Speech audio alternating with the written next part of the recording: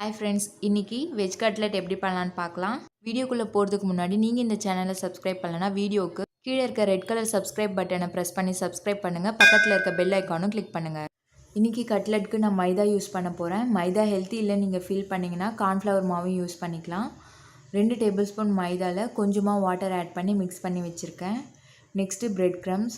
Bread crumbs எப்படி பண்ணணும்ன்ற வீடியோட லிங்கை நான் டிஸ்கிரிப்ஷன் பாக்ஸ்லயும் வீடியோட எண்ட் ஸ்க்ரீன்லயும் கொடுக்குறேன். கிளிக் பண்ணி பாருங்க. இப்போ கட்லெட் எப்படி பண்ணலான்னு பார்க்கலாம்.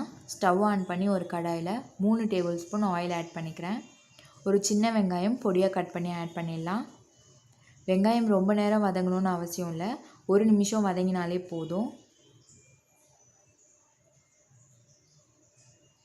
நம்ம வெஜிடபிளும்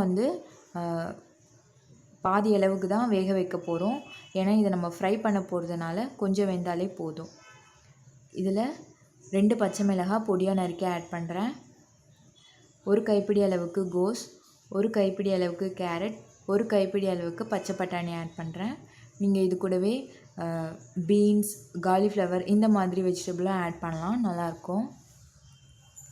இதில் 1 டேபிள் ஸ்பூன் இஞ்சி பூண்டு பேஸ்ட் ஆட் பண்ணுறேன்.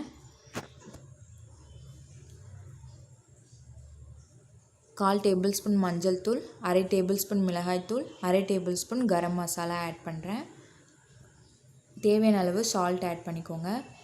2 உருளைக்கிழங்கு வேக வச்சு மசிச்சு எடுத்திருக்கேன், இதையும் ஆட் பண்ணிடுறேன். இதில் 1/2 கிளாஸ் அளவுக்கு நான் வாட்டர் ஆட் பண்ணி வேக வைக்க போகிறேன். பாதி வெந்தாலே போதும்.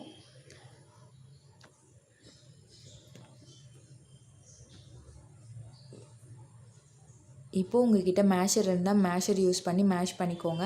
அப்படி இல்லைனா ஒரு மத்தி யூஸ் பண்ணி இதை மேஷ் பண்ணிடலாம். இது ரொம்ப தண்ணியாக இருக்குது இந்த மசாலா நீங்கள் ஃபீல் பண்ணிங்கன்னா நீங்கள் பிரெட் க்ரம்ஸ் ஆட் பண்ணி நல்லா கெட்டியாக்கிடுங்க. அப்போ தான் உங்களுக்கு தட்டை வரும், இல்லைனா கையிலே பிடிக்க முடியாது. இதில் நான் ஃபைனலாக கொத்தமல்லி தழை ஆட் பண்ணி மிக்ஸ் பண்ணி வச்சுருக்கேன்.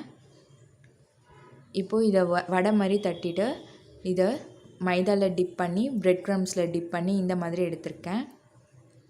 இப்போது ஒரு கடாயில் தேவையான அளவுக்கு ஆயில் ஆட் பண்ணி மிதமான சூட்டில் இருக்கும் போது இந்த கட்லெட்டை ஆட் பண்ணி ஃப்ரை பண்ணிடலாம். 2 பக்கமும் கோல்டன் ப்ரௌன் கலர் வரணும். பாருங்கள், கட்லெட் ரெடி ஆகிடுச்சு. உங்களுக்கு இந்த ரெசிபி பிடிச்சிருந்தா லைக் பண்ணுங்கள். இதில் ஏதாவது டவுட் இருந்தால் கமெண்ட் பண்ணுங்கள். மறக்காமல் சப்ஸ்கிரைப் பண்ணுங்கள். தேங்க்யூ ஃபார் வாட்சிங் தமிழ் இன்ஃபோ.